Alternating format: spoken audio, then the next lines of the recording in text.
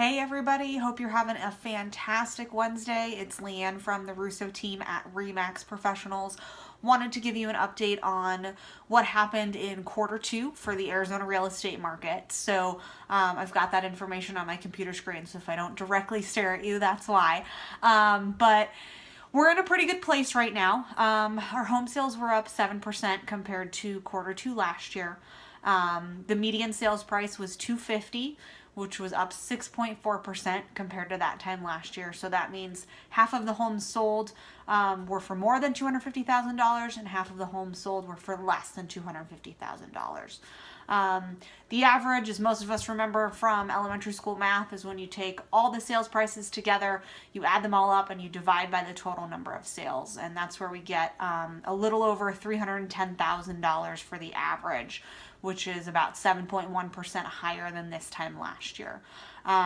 So those sound like pretty high numbers, maybe a little scary for some people, but for some historical reference, what happened in 2006 when we were at the absolute peak of the market, those prices were increasing 25 to 30% each year for about 3 years. So we're not close to that right now. There are some similarities and differences compared to 2006 versus today in 2017. One really big similarity is that the price of entry-level homes for those first-time home buyers are going to rise high enough, which will eventually price those people out of the market.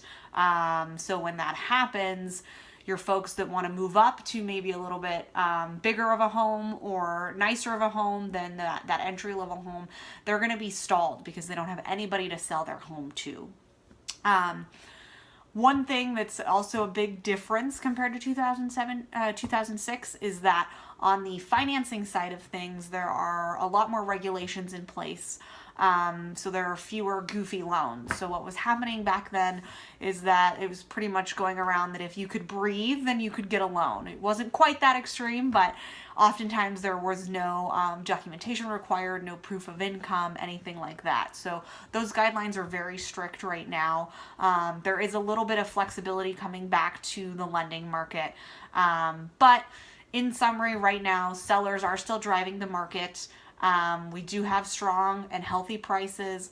Buyers are still active and interest rates are pretty low, so there's still a lot of demand. So it's a good time to sell, and it's still a good time to buy for folks looking to buy because they want to make sure that they get in before those prices go up or those interest rates go up. So if you have any more questions, let us know in the comments below and have a fantastic day. Thanks.